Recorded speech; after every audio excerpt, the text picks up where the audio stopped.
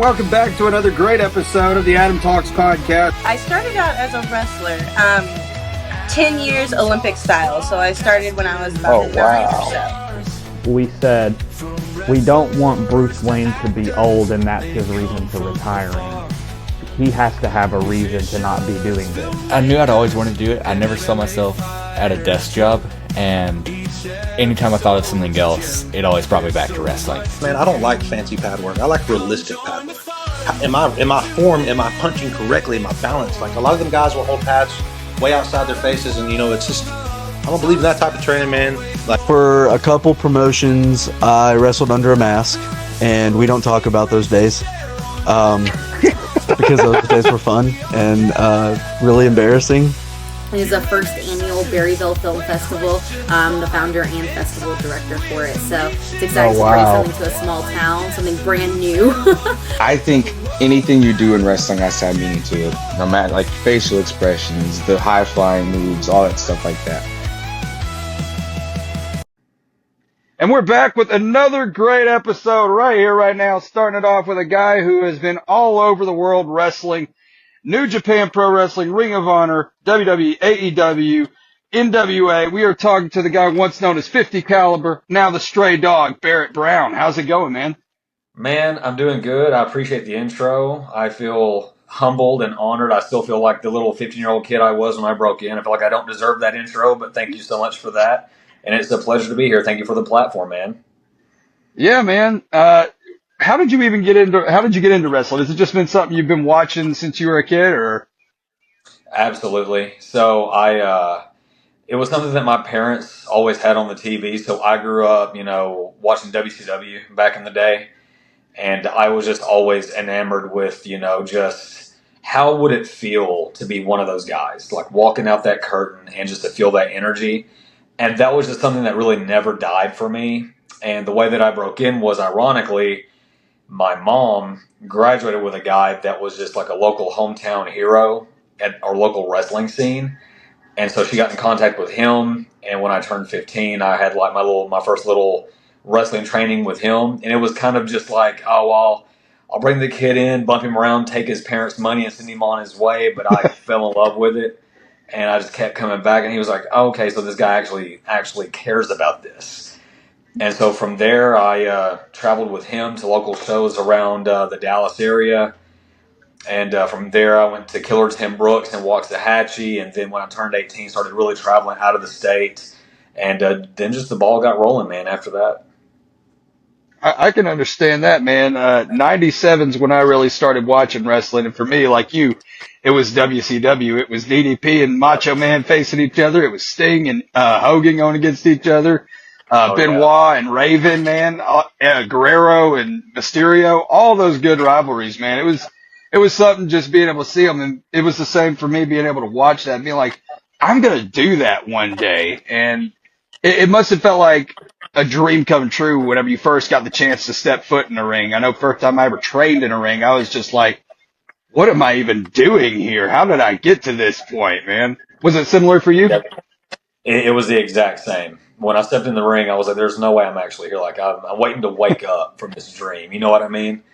And ironically, my first match was pure luck, because I was just traveling with my trainer to Dallas, and they had a show. I was just going to show up to help out, and someone didn't show up, and I got thrown in as last night. I knew the basics. I knew how to do a hip toss, a body slam, and run the ropes. And my trainer said, well, throw me in the match, and we'll have him debut tonight.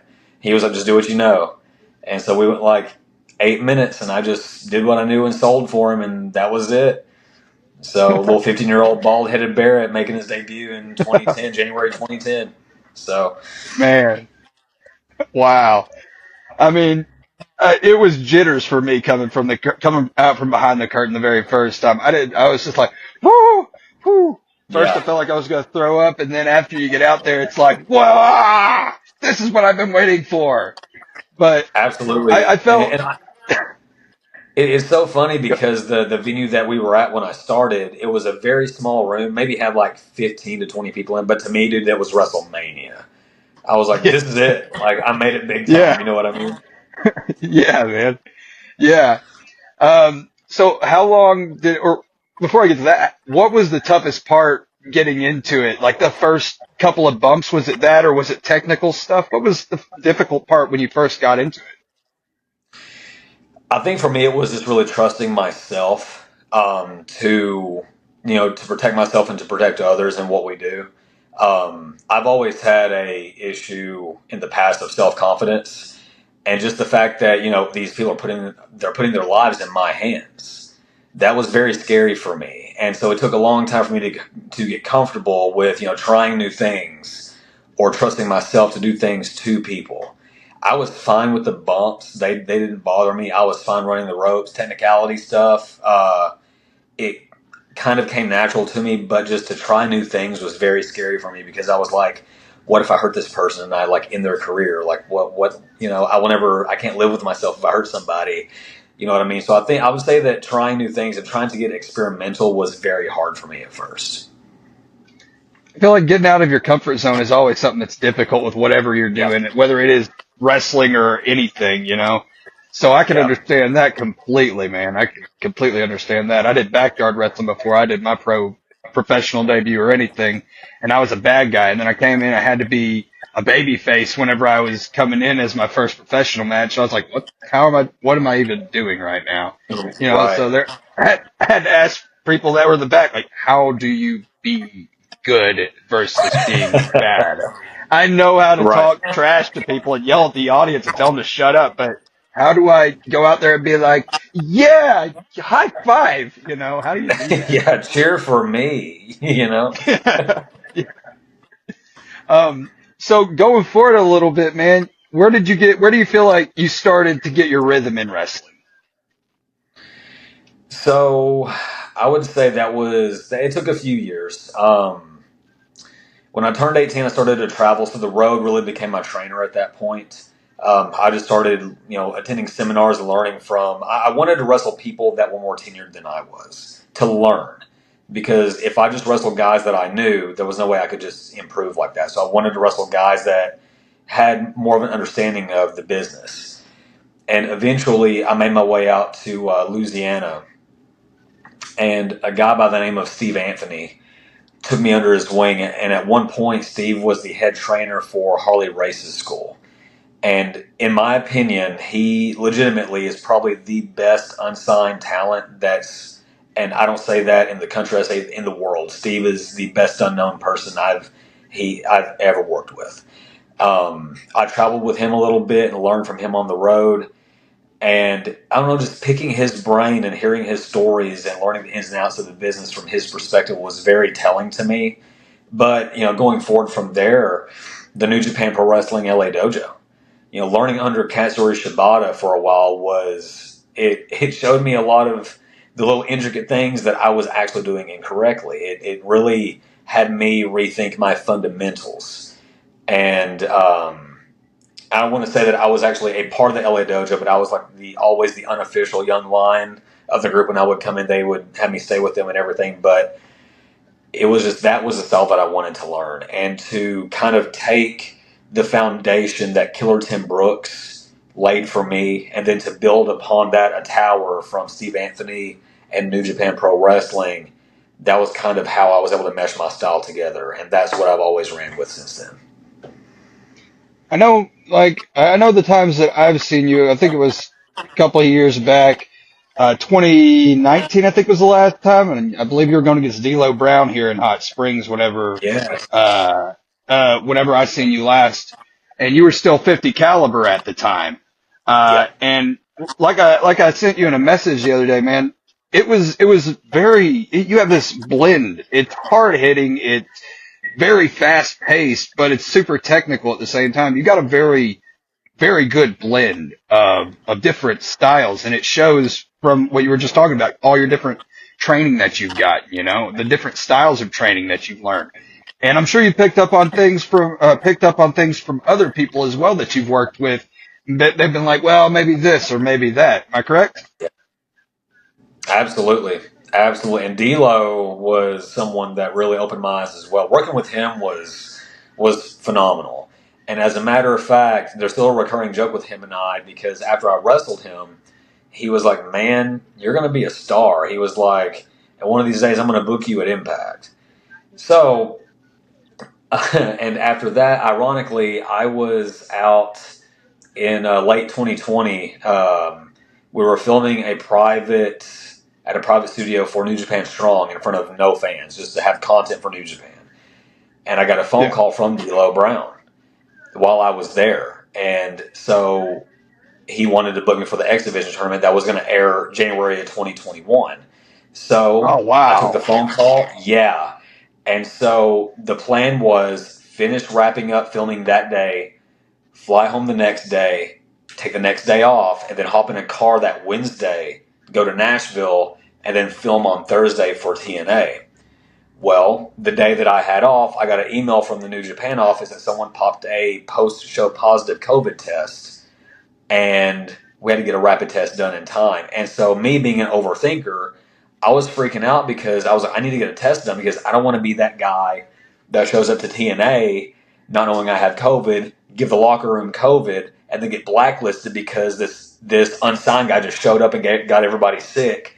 And I couldn't get a test done in time, and so I didn't get to make the tapings. So I was supposed to be in the January 2021 X Division tournament, but I couldn't because of COVID issues. And so we've always had a recurring joke that I'm like, D'Lo, you owe me one. You still owe me one, D'Lo. So I'm sure you'll get on there eventually, man. no, I appreciate You're it. a hell of a talent, dude. It's the one major platform I haven't been on yet. I would say that and AAA are the two that I haven't hit yet. So, okay. Did you work for CMLL yet? Not CMLL yet. No, I've got some buddies that have, and I've gotten close, but not yet. So I have a few on the bucket list, but I'm working on it. We'll see. I got you, man. You're going to get it. You're going to get it. I know you will. The first time I remember seeing you was TCW, Traditional Championship Wrestling. Buzz Cut Barrett, the guy with the very short hair. Oh, yeah. Oh, yeah. I remember seeing you on there, and you were going against some dude, I think, in the one or two episodes that I watched. I think I saw you facing a guy named Titan or something like that. I was like, I like this dude. He's small like me. You know, I'm attracted to dudes that are like smaller like me. I'm 5'5", 5'6", somewhere in there. So anytime I see somebody smaller, whether they're a good guy or a bad guy in the show, I'm automatically like, that's the dude I'm gonna watch. That's the dude I'm gonna watch out for. What was it like in your time in TCW, man? It was, man, it really honed who I am today because that was my first real, experience being in front of like TV cameras and learning how to work with all the camera angles and hard cams and major TV production. And being in front of a crowd that large. My debut at TCW, we had, I believe, I know it was over 1,000 in Fort Smith, Arkansas. Wow. But just, to go from the small time stuff I was doing to being on that kind of a production that would end up being national TV, that was a big deal, man. And, there were also big names there that I'd never met that I got to pick their brains, and then, eventually they wanted to push me. They wanted me to end up taking the light heavyweight championship. But with me still looking like a Gerber baby, having like the shaved head and clean shaven, I was just out of high school. I looked like I was 12 years old, man. And they were like, well, we believe we can't just push Barrett because he looks like he's 12. But what if we put him under a mask?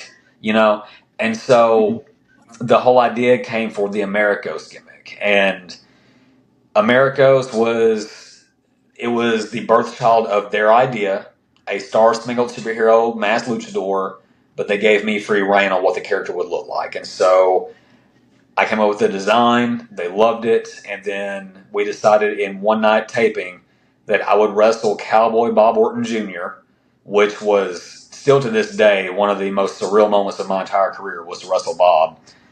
And for him to put me over was also a very big deal. And then that same night, for the management to hate Barrett Brown so much, they're going to put me against Lance Hoyt, Lance Archer. And if Barrett doesn't beat Lance and win the TCW title, then he'd be fired from TCW. And I didn't beat Lance that night. Let's be real. Lance is like 7 foot tall. And so he destroyed Barrett, and then the next tapings, they talk about, Barrett Brown's gone, he'll never be back, we got rid of him for good. Lights out, lights up. And then this mysterious superhero with the same tattoos as Barrett Brown shows up and starts cleaning house.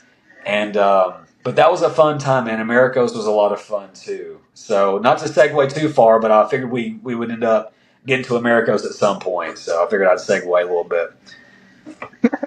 I hear you, man. Definitely wasn't the last time you faced off with Archer neither. I seen you face off with him on TV watching it with my dad here in AEW, man. Yeah, man. No, Lance. Not many people know it, but Lance has helped me tremendously throughout my career. He's been like a wrestling stepfather to me in a way. No one really knows it, but I have a victory over Lance in Dallas, dang it, and no one knows it, but I did beat him in Dallas. But there's a video on one of my old phones. Whenever he got signed to AEW, he hit me up. He was like, "Hey, you still have your ring at your place?" I was like, "Yeah, I've got the full facility." And he was like, "Do you care if I come by and we just kind of like work off some ring rust?" I was like, "Dude, come by." I have a video of him just like trying springboards and stuff in my ring. It's like the most surreal thing in the world. Like Lance Archer just doing flips and stuff in my ring. And then we're at AEW. This was like late last year or something like that. Probably about a year ago. Yeah. I'm doing extra work. I'm just eating catering and all this stuff. And I get a random text from Lance at like 5 p.m. He's like, "Hey, we're wrestling on Dynamite." I was like, "Excuse me, we're doing what?" Like, what are we doing? He was like, "Yeah, come find me. I'm at the ring. Come find me. We're wrestling tonight." And then we just went out there and had a good time, man. So Lance has always been a guy, like, dude, I could text him right now and he'll reply within 3 minutes. Like, he's not one of those old big time. He's always one of the guys. Yeah. He's one of the That's awesome, man. Yeah. Heck yeah, man. How do you get an opportunity at one of these places? Is it all like tryouts or something? A lot of it is who you know. A lot of it is if people that wrestle there. I will say that my first time getting to do extra work, because I debuted on Rampage against Butcher. I can't remember if it was 2020 or 2019. But the way that I got that was because WrestleMania was in Dallas, and I did a New Japan show, but I wasn't at WrestleCon. And one of my buddies was there, and he was just talking to QT Marshall. And he called me. He was like, "Hey, B, your buddy's here." I was like, "Who's my buddy?" He was like, "QT." And I know QT from back in the day. And I was like, "Hey," I said, "you tell QT." I've emailed him like 5 times for extra work. And I heard him go, "You did?" I was like, "Yes." He was like, "Shoot." He's like, "Well, text Barrett my number." I texted him my phone number. He replied with like an email for extra work. Like, I was like, it was that easy? Like, okay. So it's a lot of it's who you know, man. A lot of it is just who you know and who trusts you enough to like be in that kind of a position. Because I was not supposed to be with Butcher that night originally. It was going to be somebody else. But then I think it was still QT Marshall. They needed someone that they trusted to make Butcher look good. And QT walked up to Tony Khan. He said, "Hey, we have a guy from New Japan Strong that's here that's very good and can sell like crazy for you." And they checked with Rocky Romero because Rocky ran Strong at the time. He's like, "Yeah, put him on." And so that's how I got my debut with Butcher. And ever since then, every time that I've gone there, except for one time, I've gotten used just because they've trusted me, which tells me that I'm in good graces with them, I guess. So that's what I like to think, at least. Yeah. So, well, you're a safe worker too, is what that probably means as well. I mean, you ain't going to put somebody out there that's not a safe worker, that's not good out there, but also a really safe worker for all these big name people as well, And this has given you a bigger platform as well in any of these promotions that you're going to show, hey, I can do something. You give me a shot, I'm going to do it. I'm going to prove you right every time you choose me, And I feel like absolutely. you have, you know what I mean? Let's talk about that WWE powerbomb through a table at the Hall of Fame with the Dudleys. How did that happen? Man, that was another instance of that was not supposed to be me. That was supposed to be someone else. So I went in thinking I was going to be security for Goldberg that night. That's all I thought I was going to do. So they grabbed a guy from our catering table, an extra. They took him out to the stage to meet with, Bully Ray and Devon. Well, they brought him back, and they're like, "Hey, who's the smallest guy here?" And everyone looked at me, and I was like, "Here I am,". So they took me to the stage, and I got with Bubba and Devon, and Devon was like, "Hey, man, we just want to pick you up real quick. We're going to do the power bomb through the table on the stage." And so they did the trawl. Devon picked me up, and when I jumped for him, he was like, "Yep, yes, sir, that's our guy."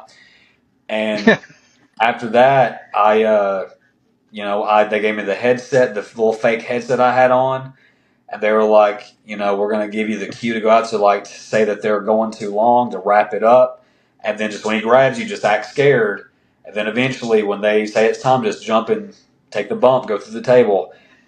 And we did the spot. Is again one of the coolest moments of my whole career to be a part of that. And then we went to. I got done, went back to the extra talent room, and I think it was like 5 minutes later.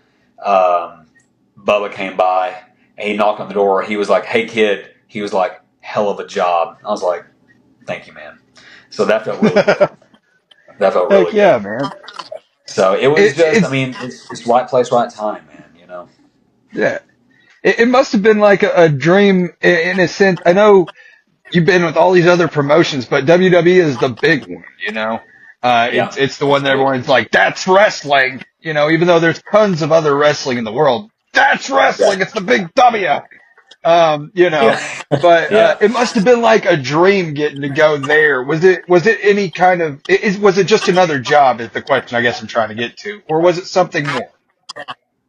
It was a lot more. It was a dream come true because in my head I was thinking, nobody else is ever going to get to say that they went through a table at the Hall of Fame for the Dudley Boys. During their induction, like this is a one time only thing for them, and that felt so good to me. So that put not really pressure, but just a sense of, is this really happening? Like, am I really a part of this? And ironically, when I wrestled AOP with my buddy who now goes by Izzy James, when we wrestled AOP, I believe it was in 2017.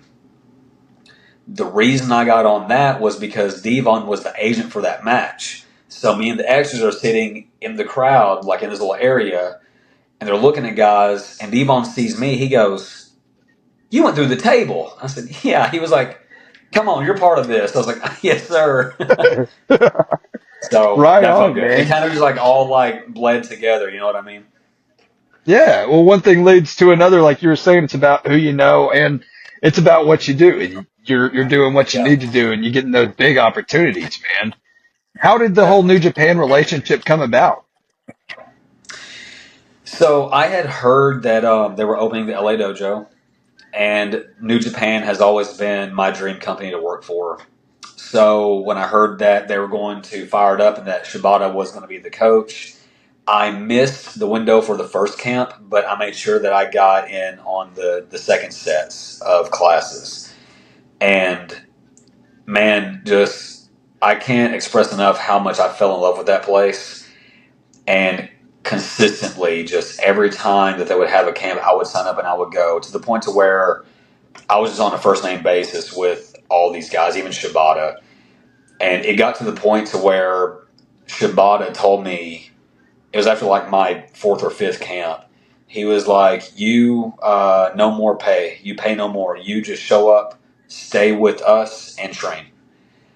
And I was like, "Oh." So I had like a spot in the dojo house with them.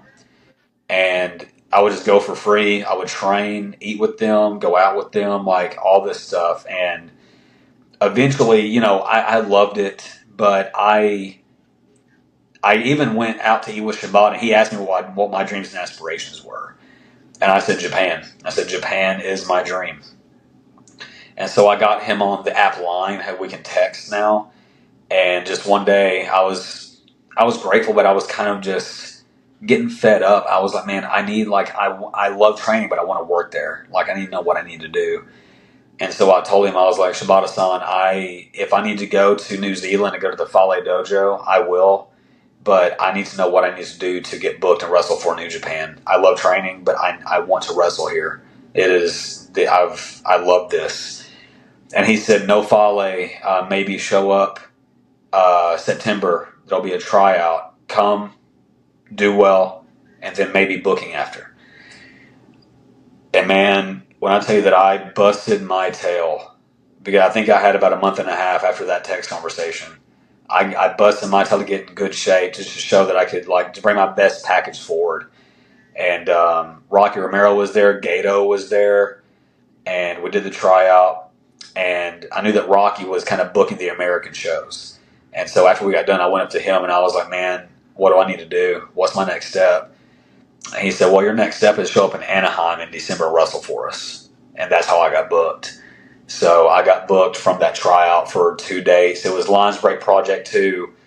My debut was against Alex Coughlin, and then day 2 was myself and Mysterioso against the Regal Twins. And from there, they were like, yeah, you guys are coming back. Y'all killed it. And then COVID happened, and I thought the dreams were dashed after that. I was like, of course, my luck. A pandemic happens after I debut for New Japan, and now it's all just gone. It's dashed. I'll never work for them again. But it's like all in my head, my anxieties and self-doubts. I'm like, oh, that was fun while it lasted, you know? So The flash in the pan moment. Shibata made it happen. So Right on, man. You were the NWA light heavyweight or junior heavyweight champion for a while. Am I correct? yeah, there's a very interesting story about that, which I can finally tell now that it's become public. So I became the NWA World Junior Champion. I believe it was August of 2017, if I'm not mistaken. And around that same time, Billy Corgan had purchased the company. And so, at that point in time, we weren't sure what was going to happen because the decision was made under Bruce Tharp, who was the president at the time. And so when I won the championship, I didn't know what was going to happen. I wanted to take it around the world. I wanted to travel and build its prestige back up. And that was my holy grail, man. Like, I even joked with my original trainer, Cody. We had joked about him being the world's heavyweight, and maybe the world junior heavyweight at one point for the NWA. Like, it was a legit full circle moment for me. And, I defended it here and there, but I could not publicize the defenses, which was kind of, kind of a kick in the gut. You know what I mean? Just I couldn't publicize them because they didn't know what was going to happen with the brand.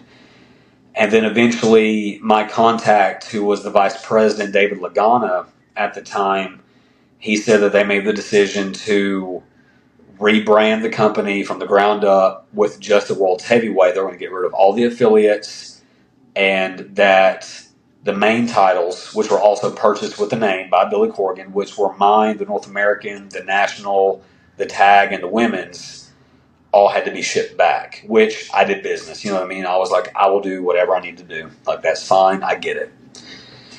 So, and I won't lie, man. Like, I cried on the way to the UPS office shipping it back. I didn't want to send it back, but I did. And then a few days later, Lagana got the package. He got the title. And he called me. He's like, hey, Barrett, just wanted to check in, man, let you know that I got the belt. He's like, but I wanted to ask you something. So the title that you sent me is the one that you received, correct? And I was like, yeah. I've got like pictures and video of the night that I won the title. He said, great, do me a favor. He said, send me every picture you have, the video of the match, and a notarized signed statement because the belt that you got is not the real belt. Turned out the guy that I beat stole the real title and had a fake made and gave that to me. And that's a shoot. Yeah, I never held the real title. I never held the real World Junior Heavyweight title. So because of my statement, what I sent, yeah, there's a video on the dude's phone of him getting the belt back with in police custody. Yeah, wow. I never got to really hold the belt, man. So that was kind of and it was all because the dude spited Bruce Tharp. That was it, and it in a way it was a slap in the face for me of 7 years of hard work to that moment for me, and it really sucked, man.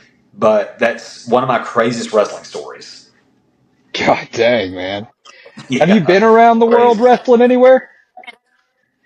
I've been to the UK 3 times. I've been close to going to Australia a couple of times, but there have been some conflictions with that.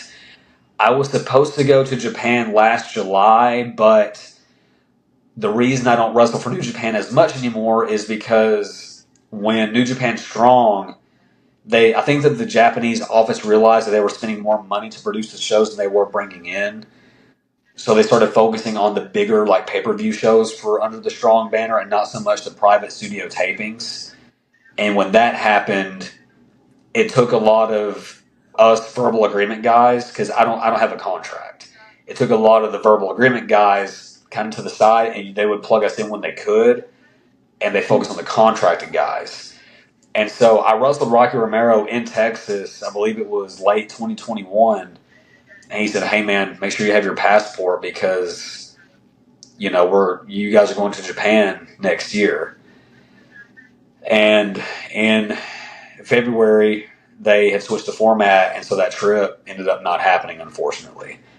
So the goal for me is still Japan. I was just hoping it would be under the New Japan banner, but currently, hopefully, this is still a thing. Fingers crossed. Ironically, D'Lo Brown has been contacting All Japan for me. So we'll see what happens. But yeah, I've got like a lot of. I've been right place, right time, and wrong place, wrong time. A lot of my career, man. It's pretty crazy. I mean, there's also Pro Wrestling Noah over in Japan as well, right? You could try there as well. And Shinsuke's going over there sometime soon. Yeah. But yeah, Noah's you've wrestled all over the place. Oh, go ahead. I'm so sorry.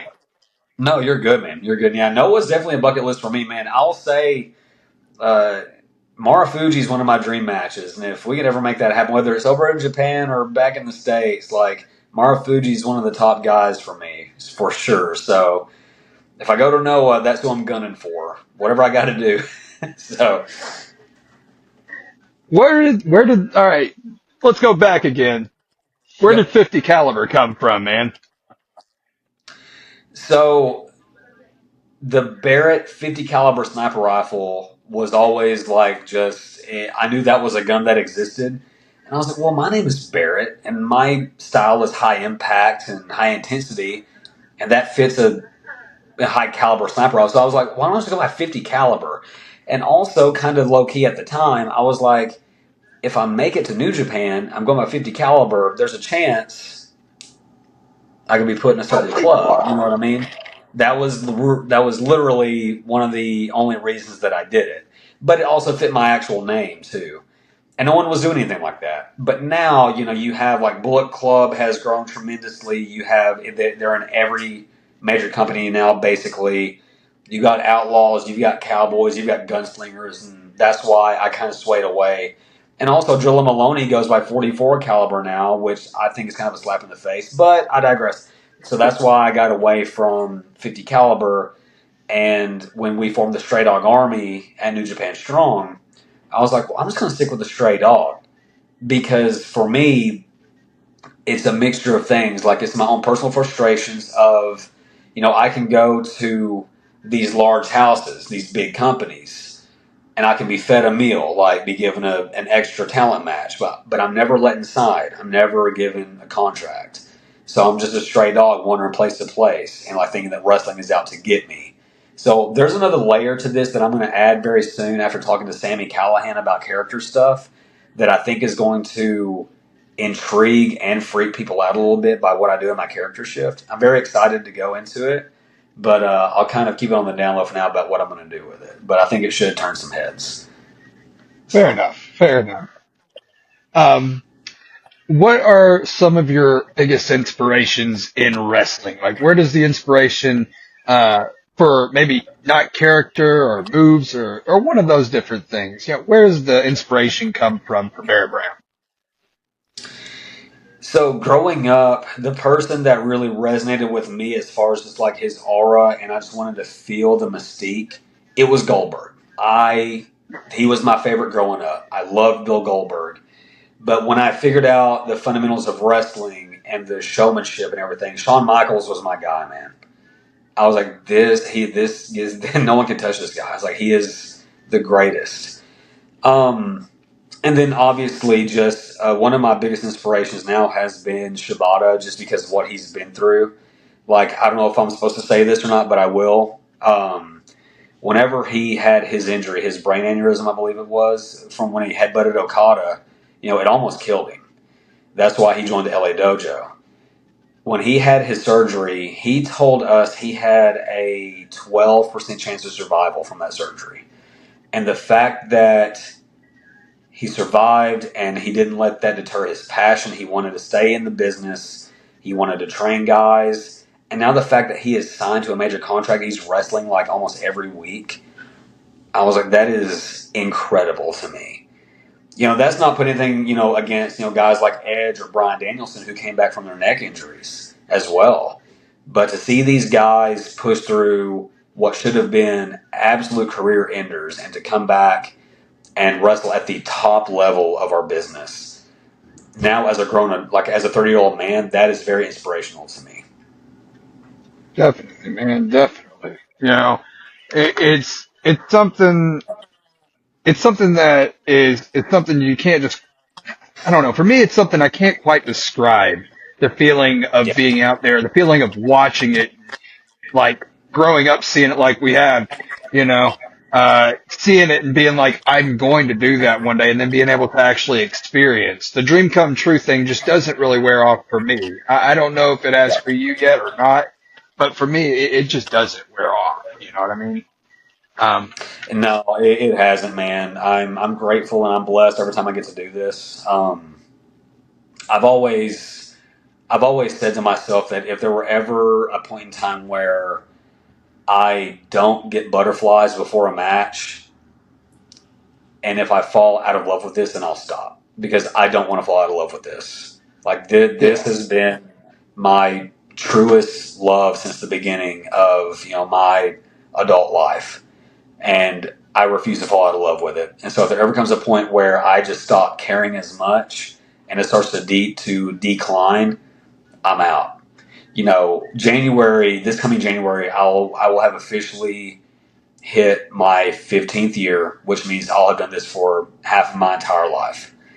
And I still feel as giddy and excited as I do about just a short match, maybe a run-in, as I do about my very first match at that little sweat box in Garland, whenever little baby Barrett was going to just go out there and do like 5 minutes against his trainer. I still feel just as giddy. Matter of fact, it was funny because I had to do a little spot in Waco this past Sunday. Literally just had to run in, spray some water on a guy, and get escorted out. Maybe like 30 seconds in that room. But my girlfriend was with me, and I was pacing outside the car waiting for the text, like, now. And I was like, this is as raw as you're going to get from, like, this is it. This is what I feel behind the curtain. Like, and it's just for a run, but this is what you're going to get. Yeah. So, but if that feeling for me ever dies, I'll know that's it for me. I never want that to leave. It's that Barry Sanders thing, man. That's why Barry stopped playing football. It wasn't fun for him anymore. He didn't enjoy it anymore. So Barry Sanders stopped playing ball because of that very reason. You've talked a little bit here and there about the stress and anxiety that you go through. How do you deal with that in this kind of business? It's very hard, man. I'm a naturally anxious person to begin with, and I just have a lot of, like, ironically, I have social anxiety, which I don't know how I became a pro wrestler having social anxiety, because I'm in one of the most social businesses in the world. But I think that I default by telling people that you just have to remember why you started in the first place, and that you're blessed to be here, and you have to be grateful to be in the position that you're in. And for me, I have a home gym, so if I need to go out there and like bang out some weights or something, just to like take my brain away, or I default to that, or like to video games sometimes, just to escape my reality for like a few minutes and let myself calm down.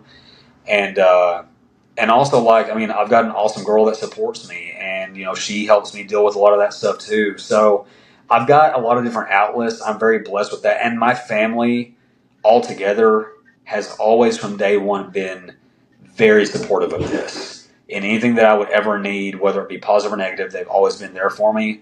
So I've never had to battle it alone, thankfully. And I feel bad for anyone that has had to, because it's hard. It is very hard to do. But, once I get out there and I get in the ring, I'm good. Because I tell guys all the time, like, you have got to have confidence in what you do in that ring. Because if you don't believe in what you're doing, why should the crowd believe in you anyway? It makes a lot of sense, man. That makes a lot of sense. Like I said, I've had those jitters beforehand, and then I've also worked with some promotions that were less than professional in my very short tenure that I've had in the business. So I've had stress traveling here with the car that doesn't work, traveling there with the car that doesn't work, and it's just a rough thing all the way around at times. And for me, like you said, it's just going back and saying, I love doing this, and that's why I'm doing it.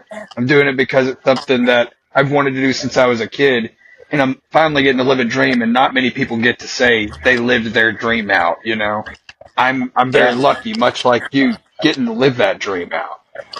Absolutely. And, I tell guys that I help train too, or when I do seminars, I tell guys, you got to remember the kid that you were when you, like, let's say if you were in the crowd tonight in the front row, would that kid be cheering for you tonight? Like, would you be able to connect with him tonight? Would he want to get your autograph? Like, can you appeal to a younger you that fell in love with this? If the answer is no, change something. If the answer is yes, amplify upon it. So that's kind of like my little cheat code for it. So you told me the other day, and you just mentioned you train people. When did that start? Have you been training people for a long time, or has it just been something more recently since you've had more time time in the ring and running the ropes? It's kind of been on and off for a while, and I say since about 2018. I slowly opened my facility in the beginning to trained wrestlers, just to help them out a little bit if they wanted to come by, or either get ring time in, or just if they were newer, ask for advice or whatever I could offer them to help. And then when the pandemic hit, no one really had many places to go, and so I've got a very clean facility, and I just wanted to offer people like a safe place if they needed anything. Like, I would take temperatures beforehand. They would sign waivers. Like, I try and treat it very, very professionally. And just from there, I just started getting a real knack for helping people and for training guys. And outside of wrestling, I'm a personal trainer, and I do group training classes myself anyway. So a lot of what I do is based on training anyway. And recently, I have been helping some guys from the ground up, just develop them and help them with their character work, and just from the ground up teaching them how to walk, how to roll, how to run, how to do the bare basics, what I learned years ago.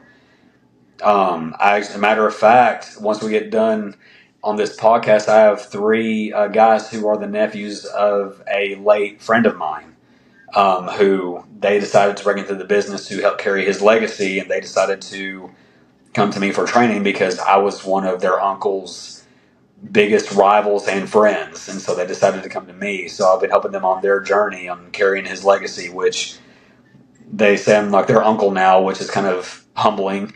So that's it's cool how the business kind of comes full circle in some ways, man. So Definitely, man, definitely. If you had to say, who is your Mount Rushmore of professional wrestling, man? Oh man, I'm always so bad with this one. Who?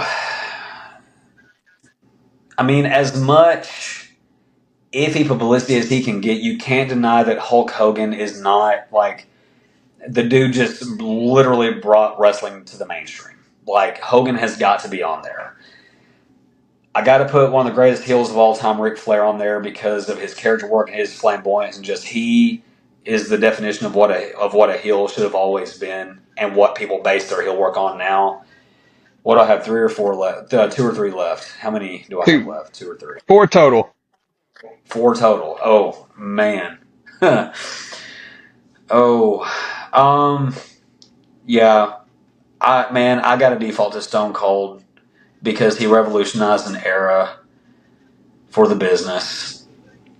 And then I would honestly, I'm probably going to end up like later on, like at night, like have nightmares thinking about, oh, I should have said this person instead of this person. But I will default to the greatest wrestling character ever known to man, The Undertaker. Undertaker was the greatest character to ever do it. I mean, you got to think, like, I've said this to people before, man. Like, if you see on some indie card, like Joe Blow versus The Undertaker, like from Death Valley, you're like, what kind of a crap show is this with The Undertaker, really? You know what I mean? From Death Valley, what is he, a zombie? You know? No, dude, he's the greatest wrestler of all time. Like, he's the best character ever to do it. You just got to see it. You have to see it to understand it. You have It's got so to see good. it. Yeah.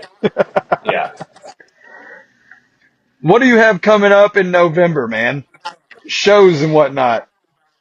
So I'm gonna cap off. I'm gonna cap off October. Actually, kind of another full circle thing. So this Saturday, I'm gonna be in Fountain Hill, Arkansas, wrestling Steve Anthony for Bayou Independent Wrestling. So Steve, he quietly stepped away years ago, and this is a match that I never thought would happen again.